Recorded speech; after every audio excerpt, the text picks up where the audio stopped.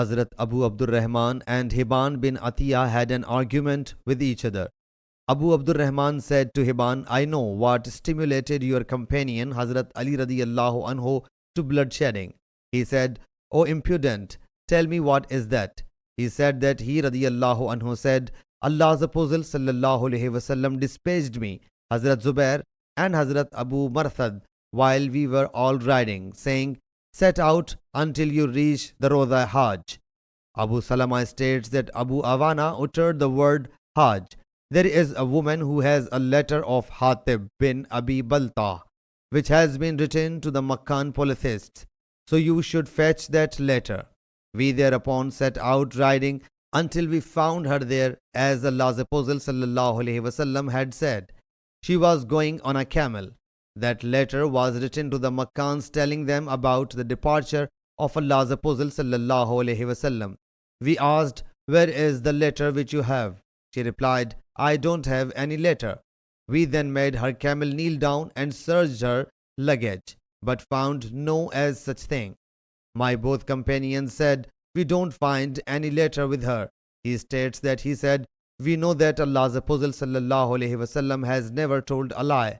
Hazrat Ali radiyallahu anhu then, taking an oath, said, by him whose oath is taken, you should either take out the letter or I will strip you off. She lowered down towards the upper turned up part of the wrapper, and she had wrapped a sheet around her waist and took out the letter, and we took it to Allah's Apostle sallallahu alaihi wasallam. Hazrat Umar radiyallahu anhu submitted, O Allah's Apostle sallallahu alaihi wasallam, he has betrayed Allah Jalla Jalaluhu, his Apostle sallallahu alaihi wasallam, and the Muslims. So permit me to chop his neck off. Allah's Apostle sallallahu alaihi wasallam thereupon said, O Hatib, what motivated you to do what you did? He submitted, O Allah's Apostle sallallahu alaihi wasallam, what happened to me that I should not believe in Allah Jalla Jalaluhu and his Apostle sallallahu alaihi wasallam? Actually, I intended to do these people a favor so as to secure my family and property from them, for there is no amongst your other companions who does not have any relatives there, through whom Allah Jalla Jalaluhu safeguards his family and property. He sallallahu alaihi wasallam said, you have spoken the truth, so none should pass any remarks about him except the good ones.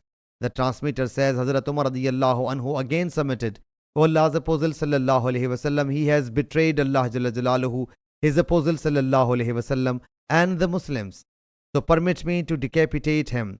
He sallallahu alaihi wasallam said, isn't he amongst the Badr participants? Don't you know that Allah Jalla Jalaluhu, in spite of being fully aware of their affairs, said, do what you want, for paradise has been decreed for you. His eyes thereupon brimmed with tears, and he submitted, Allah Jalla Jalaluhu and his Apostle sallallahu alaihi wasallam know the best. Sahih Bukhari, Hadith number 6939.